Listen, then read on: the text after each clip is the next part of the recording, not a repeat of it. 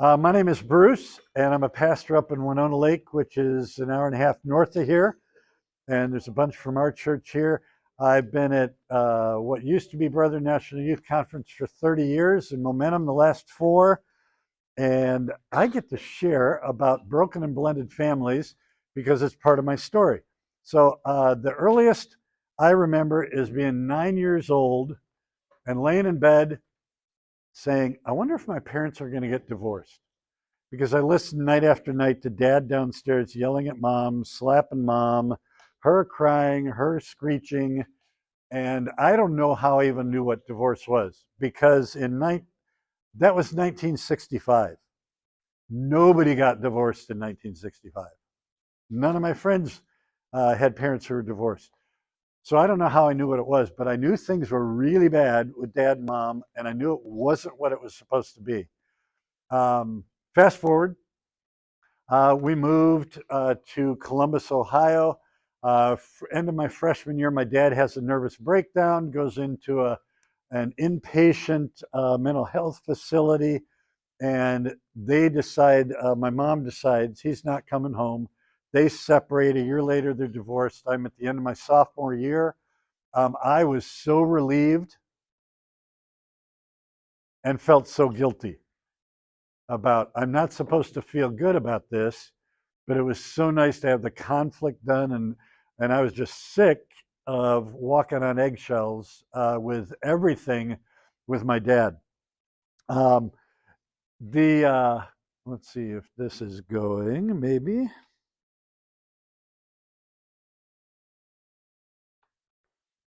Maybe not.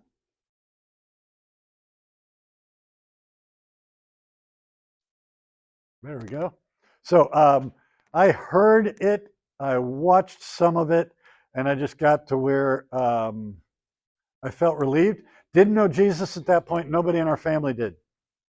And 2 years later, right before my senior year of high school, I came to know Jesus. And there we go.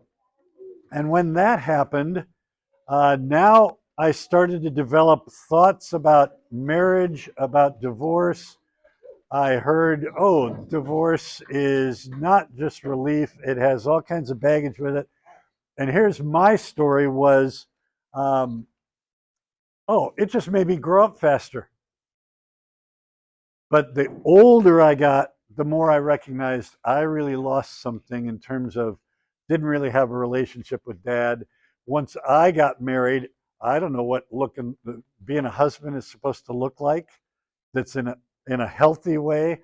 Once I was a dad, everything while they were little was fine. Once they got to middle school, I'm like, I don't know what parenting a middle schooler is supposed to be like. And so I paid more of a price the older I got and the further I went along. It impacted my marriage. We got married young, 19. I was 19. She was 20 by 2 days. We've been married 48 and a half years. Amazing lady. But I wasn't sure what being a husband was supposed to look like in terms of sharing emotions, because my parents' situation taught me just stuff emotions. Emotions are always bad. They aren't good. Just file them away. So I went through that conflict, and I'll tell you before we're done, it had a really, really good long-term impact on my marriage because I recognized I'm not going to repeat what dad was. I don't know exactly how to be different than what dad was, but I'm going to be different than what dad was. And it's resulted in we've had a wonderful, solid, growing marriage for a long, long time. Divorce affects kids. There's a bunch of junk that's been going on ever since they liberalized divorce laws 50 years ago.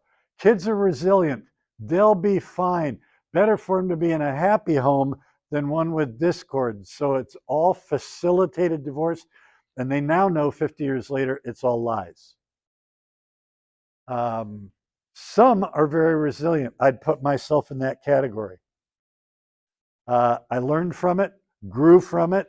It did not hold me back from what God wanted for me in my own marriage and my life. So I use the phrase life shaping or life defining. You're probably here today because you've got either your home you've experienced divorce of your parents, or you're in a step family situation already, or it's rough at home, or you've got a friend that's going through all the junk of it.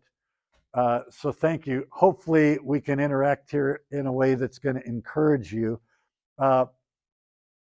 This is, if you walk away with one thing, divorce and a step situation is hard. It is life shaping. It is not life defining. Who you are in Jesus Christ is not defined by your parents or their choices or their struggles or their failures. It is shaped by them. I was shaped by my parents' marital conflict and divorce, and then my mom remarried, and my dad died young, and he was a shell of a man, and it was very pathetic. Caused empathy in what he went through. So it's life shaping for you or your friend, but not life defining. They talk about normal struggles, and if I can make this work, I want you to see this.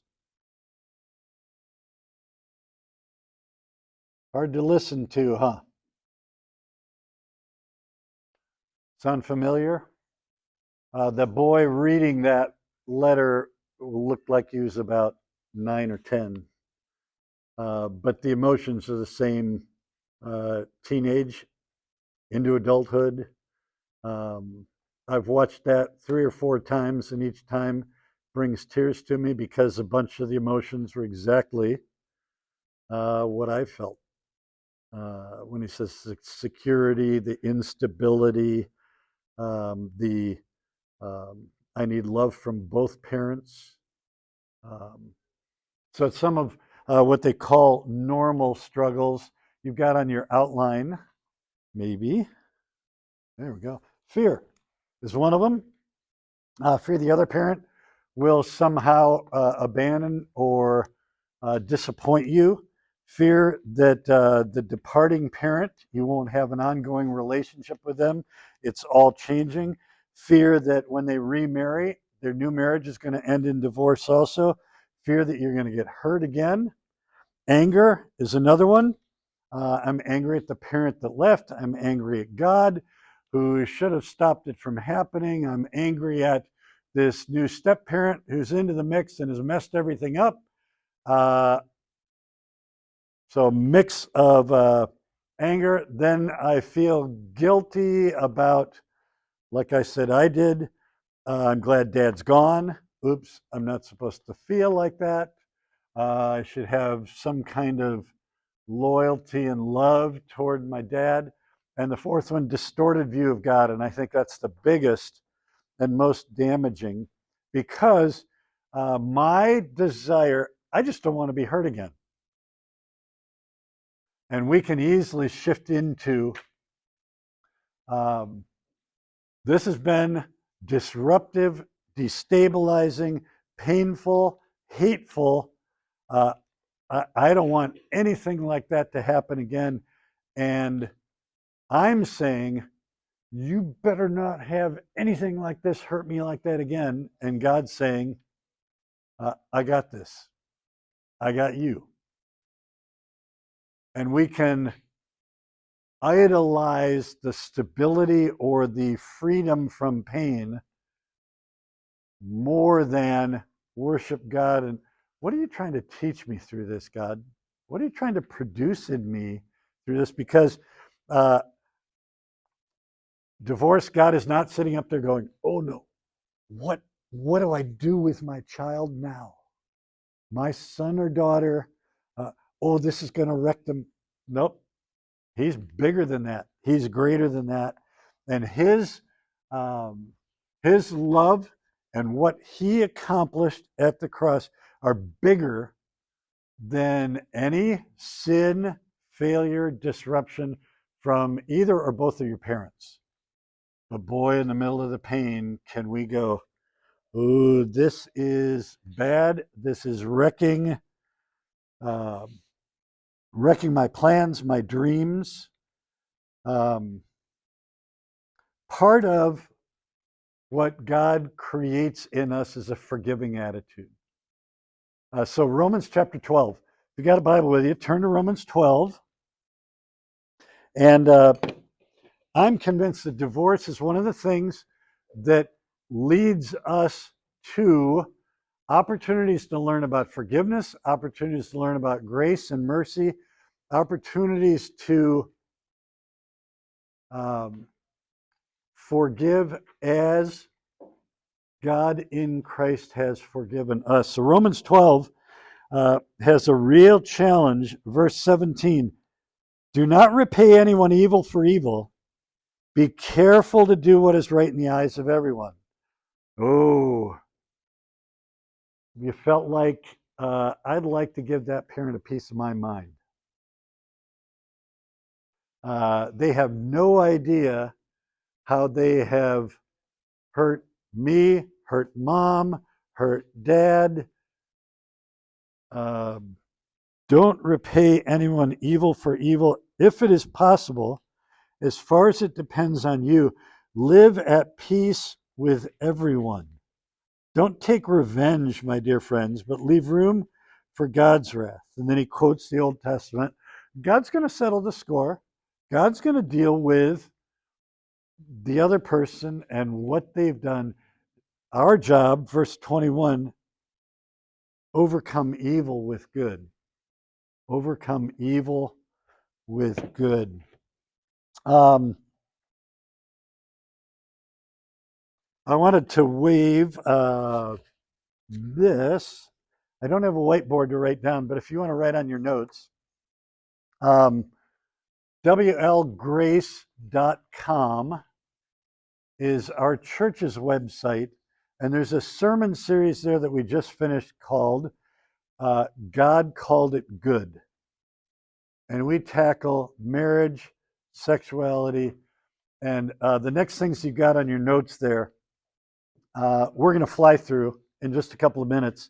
But if you want to chew on it more, those sermons are really good. You can watch or listen to them. So it's God Called It Good at WLGrace.com. So we talk in that series a lot. And here I want to say God's good creational intent. Divorce taught me a lot of lessons about marriage, about what it wasn't supposed to look like, and made me want to learn what it could be instead. And that desire to learn what it could be changed trajectory of my life. Life shaping, not life defining. I'm convinced our marriage is stronger and a better example of what God's good creational intent was. It's more of an example because I come from a broken family. Ooh, can that happen? Yeah, because God's grace and his plan is bigger. So there's lots out there about, kids will be resilient. They'll just adjust. They'll be better in a happy home than in a conflicted home. And I said, they're finding out that's all wrong. This just came out. He's doing the podcast circuit. It's called Get Married. And this isn't a Christian book, but the general satisfaction survey that sociologists use in the US. Guess who the happiest people in America are?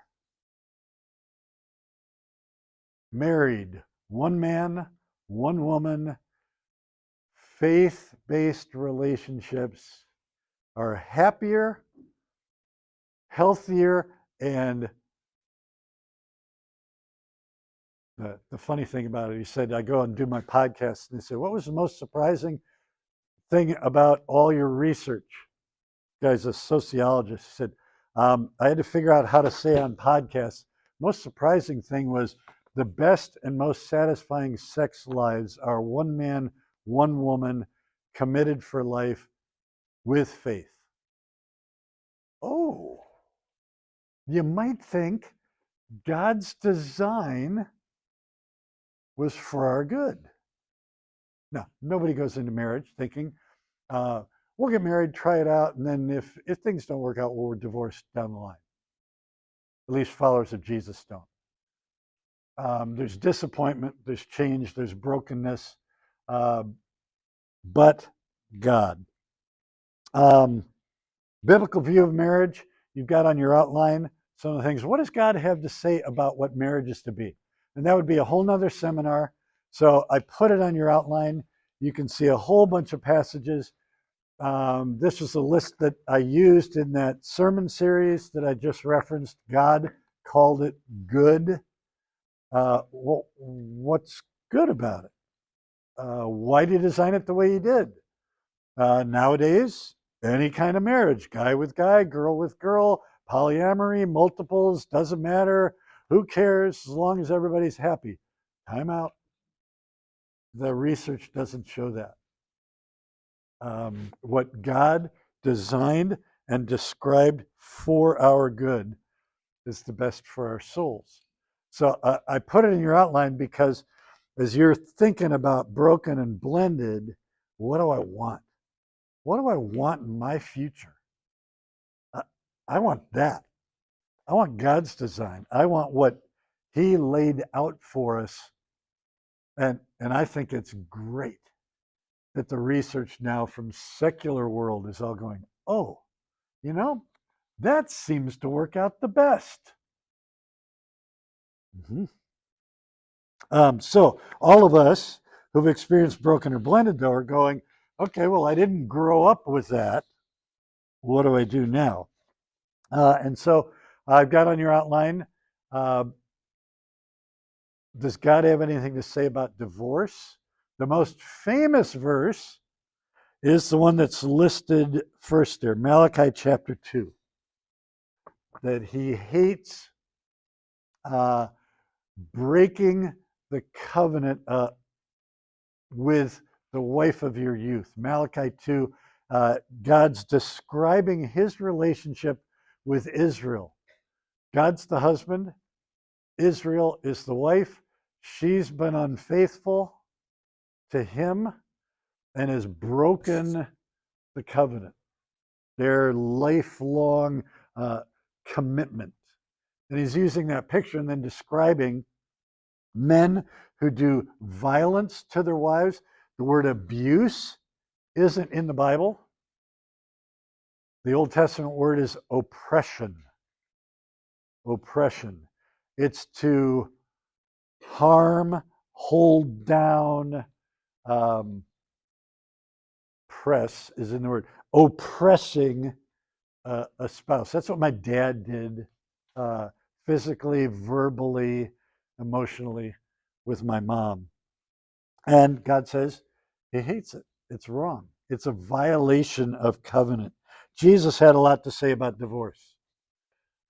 Man divorces his wife and marries another, he commits adultery. Ooh. Is he forever in an adulterous state? Can he repent? Is he allowed to be forgiven? The Bible's clear what the unpardonable sin is, and it's not divorce and remarriage. So it's the church has always struggled to, is it sin? Yep, God hates it. And the idea that I'm going to divorce my wife because we just fell out of love and I'm going to find somebody else who makes me feel more fulfilled. Yep, he's really clear. Wrong. Wrong. Now, what are we as the kids of divorce supposed to do? Mom, Dad, did you know what you're doing is wrong? probably at some point are having a conversation like that. And most of the time the answer is, yeah, they know it's wrong. And they're in this conflict between, I want to be happy, but I'm unhappy right now doing it God's way, so what do I do? There's always this conflict of emotion. Jesus, when he was asked about it, so there were two schools of thought in Jesus' day. One was the rabbi who said, if you've got any cause where she's displeased you, it's okay to give her a certificate of divorce and send her away. The other rabbi said, nope, that's a violation of the covenant, and you need to, there's almost no reason for divorce. They asked Jesus, what do you say? He went with the conservative one. And he said, what's in the scripture? For this reason, a man will leave his father and mother, be joined to his wife, two will become one flesh. Well, the disciples asked Jesus, said, well, how come, this is Matthew 19, why'd God give Moses permission to give a certificate of divorce? Anybody know the answer? He talks that next. With Moses, he said, God allowed that with Moses because of the hardness of your hearts. But it wasn't that way from the beginning. And he points back to what's God's original design. And then Jesus says exactly that. If a man, except for porneia, that's where we get the word pornography. So it meant any kind of sexual sin outside of husband-wife sexuality. It's a broad word. And Jesus says, the only reason for a man to divorce his wife is if that happens, porneia happens. Any other reason? He goes and marries someone else, that's adultery. Basically says the same thing he said in the Sermon on the Mount, Matthew 5. Most people, me included, you find some Bible teachers that teach it differently, but 1 Corinthians 7 is the other reason. So most people will say two biblical reasons where a couple could get divorced and defend it biblically. Porneia, sexual sin / adultery, unrepented of, ongoing, and the other one, 1 Corinthians 7, abandonment. So we had a guy, he wasn't leaving, but after years of our elders working on it, he wouldn't work. He wouldn't support his family. He had emotionally and financially abandoned his family. And she waited till the kids were done with high school, and then elders told her, you've got grounds for divorce. He is not in this marriage. He's abandoned you. Sometimes it's physical abandonment. They move out, run off with a girlfriend. Sometimes it's the other way around. The woman leaves with a new boyfriend. So that's what God has to say as far as divorce. So how am I supposed to respond? And you've got some things on your outline of how we are called by God to respond. So what's Joseph do? He's mistreated. He's sold into slavery. What's he do with his brothers? At the end of the story, remember? He becomes head honcho in Egypt. They're all starving with famine in Israel, and they come to buy grain, and they don't recognize him until the very end. They just are afraid. He's going to get even with us. Then Dad dies. Now that Dad's gone, he's going to make us slaves. He's going to go after us. Just no, you meant it for evil. God meant it for good. Was he sinned against by his brothers? You bet. Are you sinned against when one of your parents says, I'm out?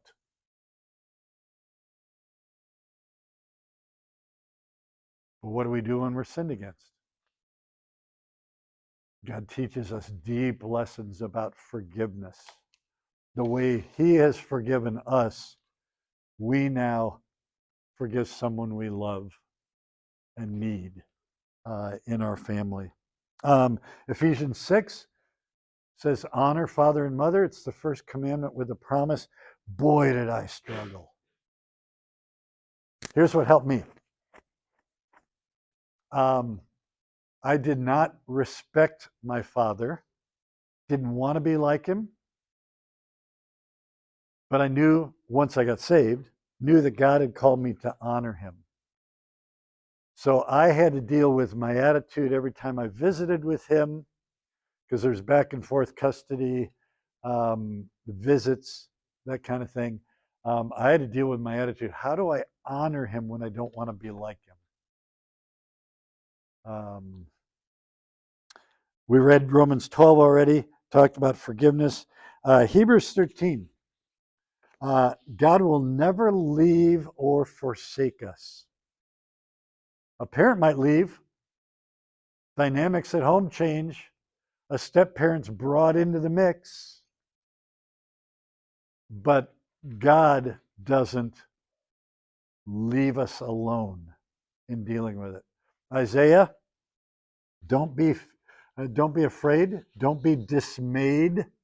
Oh no, life's ruined.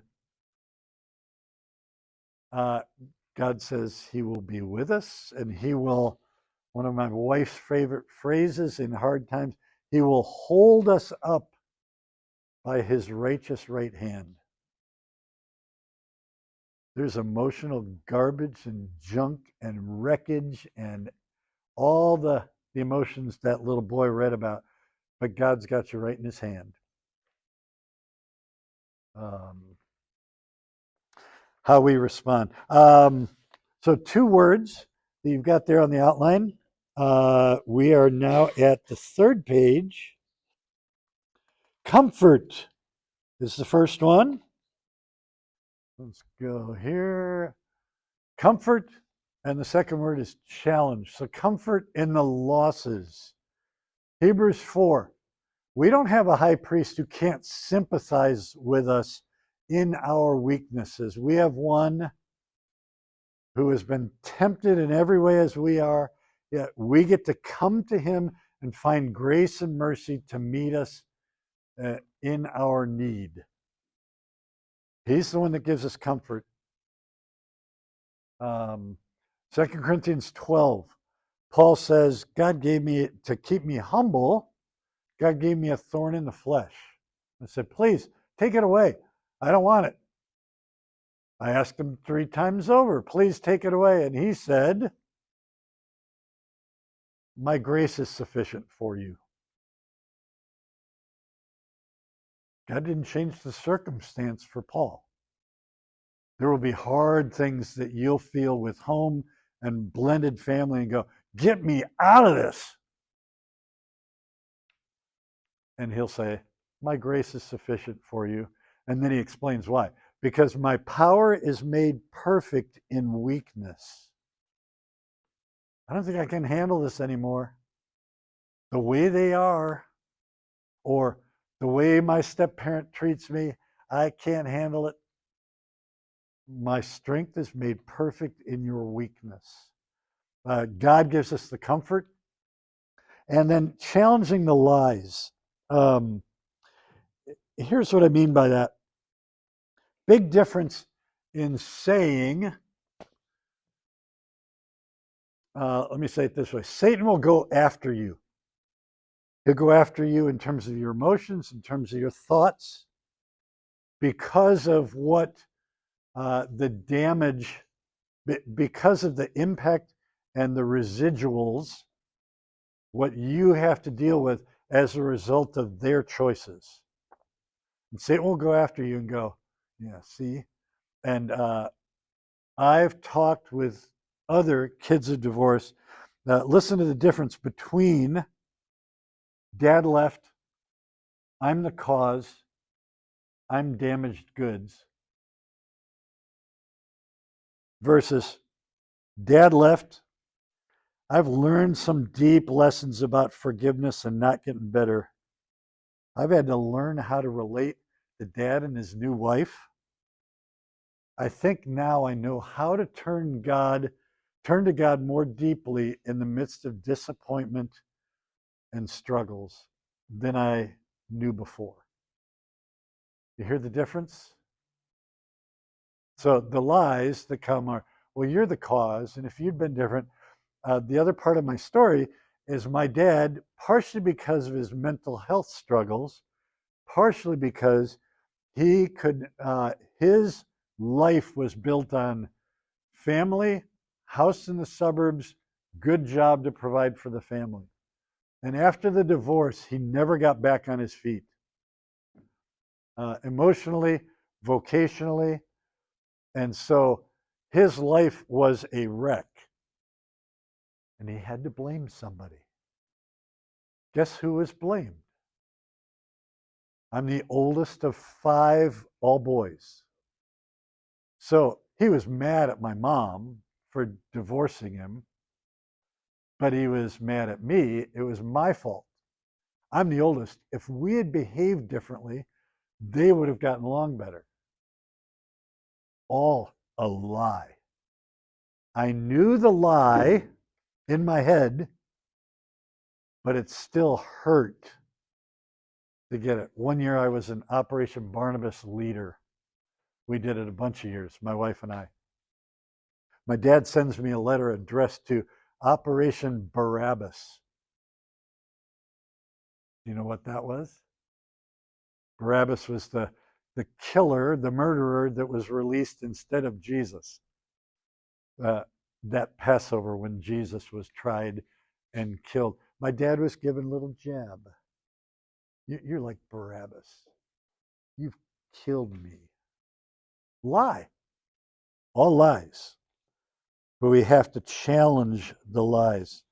The truth about what's happened versus the lies I'm tempted to believe about myself, about my parents, about God, about marriage. So 5 things, and then we're going to shift to blended. That was fast. Every child of divorce needs to hear and resolve 5 things.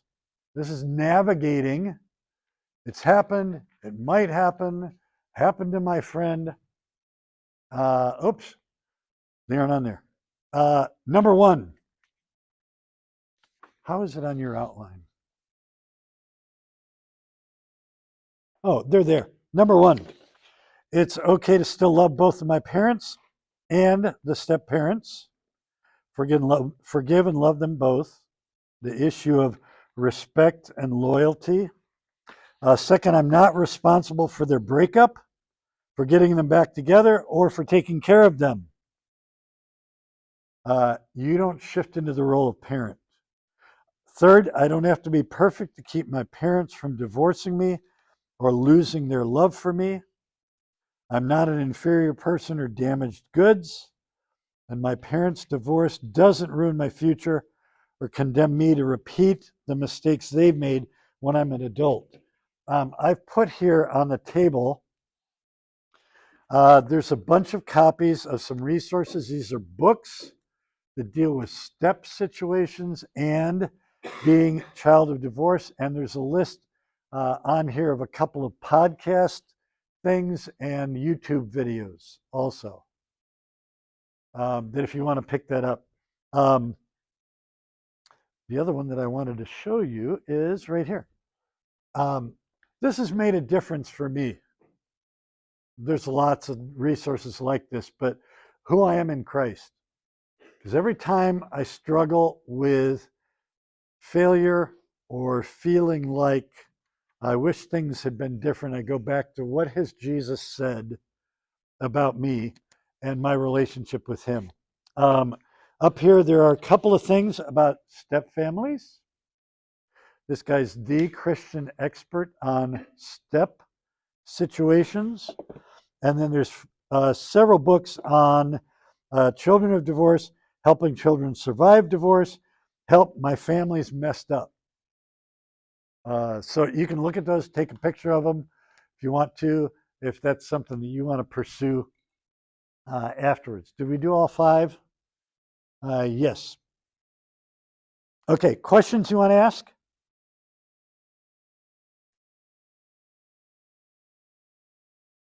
Then we'll jump into step. Yeah.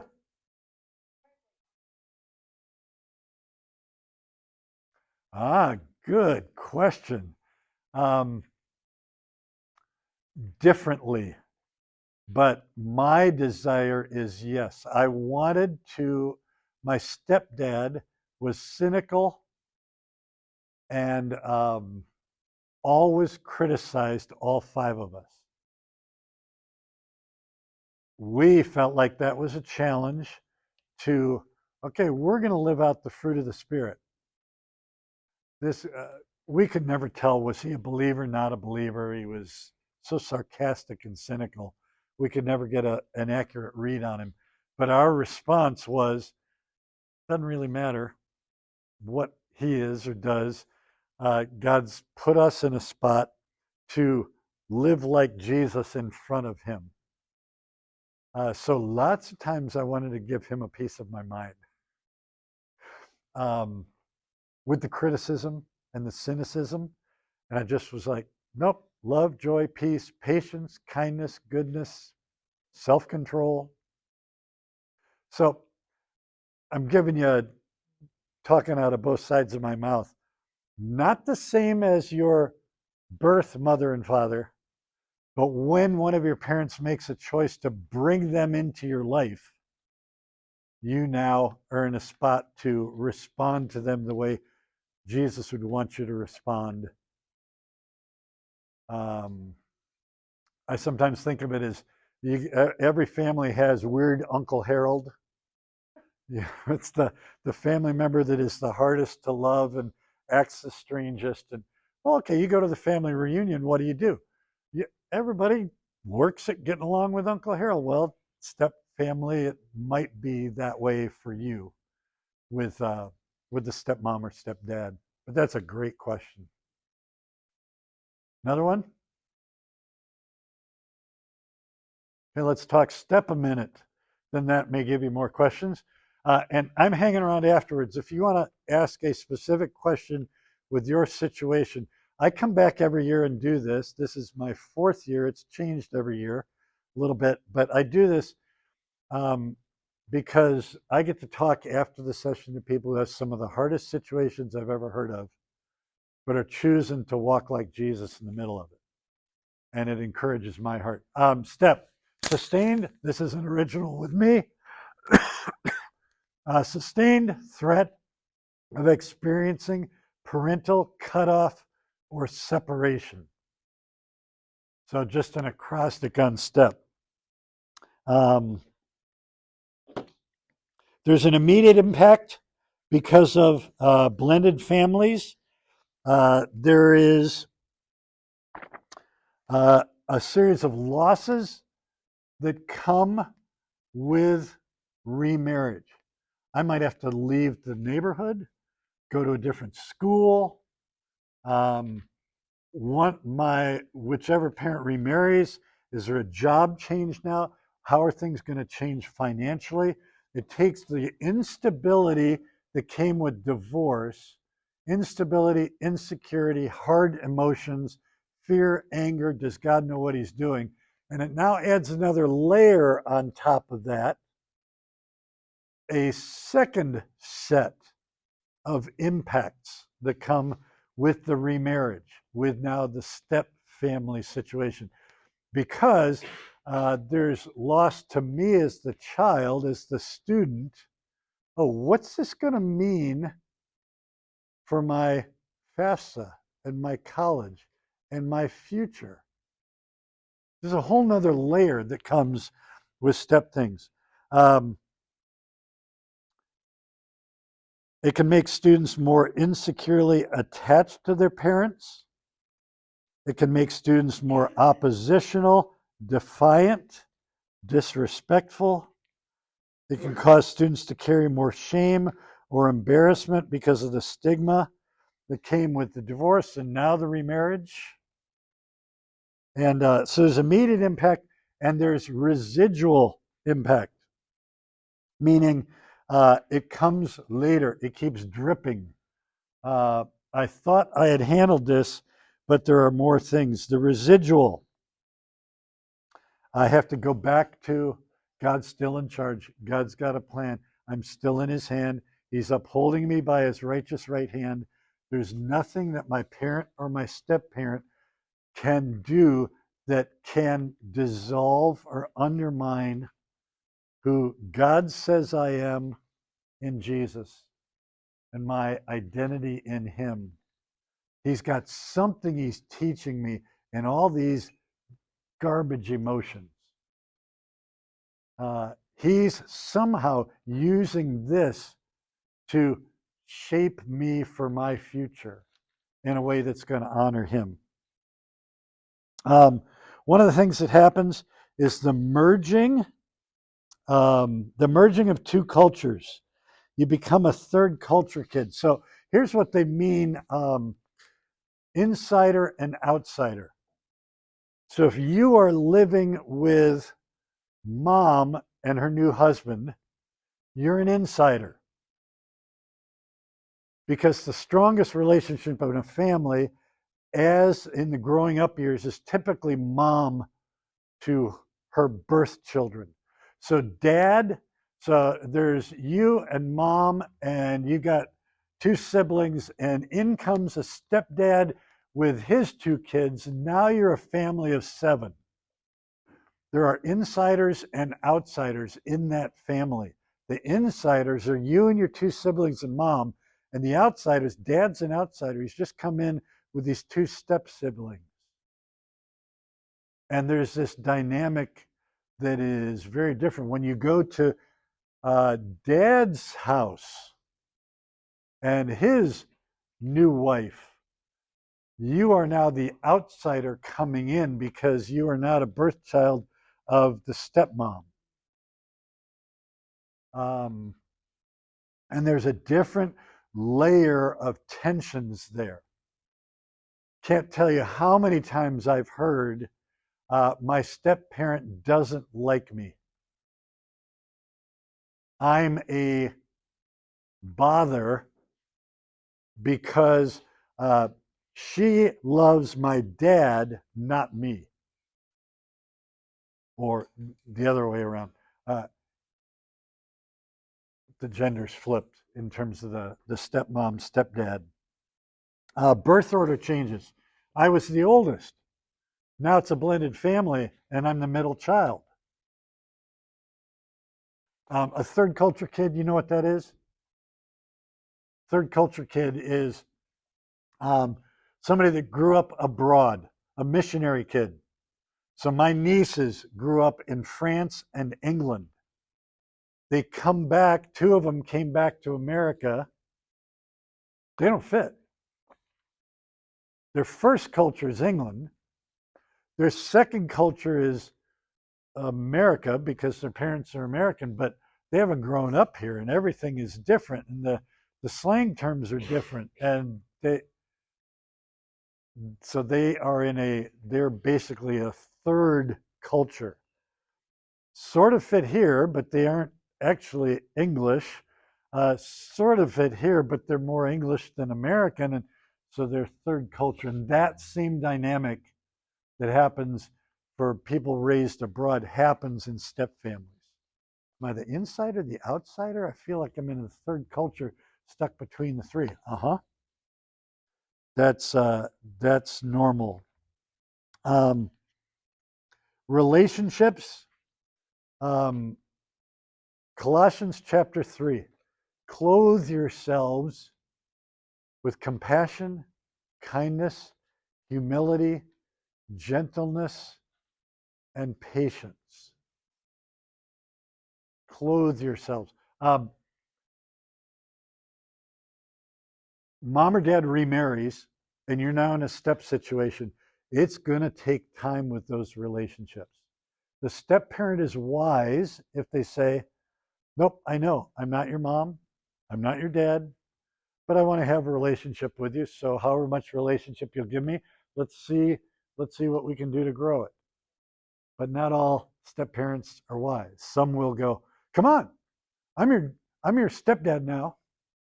You should respond to me a certain way. In your heart, you know this is going to take some time. The relationship has to be built and nurtured. Best way to do that is I clothe myself with that kind of attitude. The next phrase in Colossians 3, it's Colossians 3:12-17. It says, and whatever is difficult between you, put up with one another. Put up with. Oh. And I think that applies well in step situations. Navigating a blended family. Grieve the second set of losses. Do I have these? You're on the 4th page now. Grieve the second set of losses that comes with remarriage and step relationships. Trust God as you welcome in the new chapter of life, school, friendships, and faith journey. Easier said than done, but are you allowed to grieve what's changed? Yep. And you need to. And that leads into the second one, face and get help to work through the loyalty conflict. So get help to work through the loyalty conflict that comes in the grief and loss of the first version of family. I've seen really healthy, godly step families, blended families. But they've had to deal with, here's what happened, we're going to grieve it, we're going to get help to rebuild in this new context.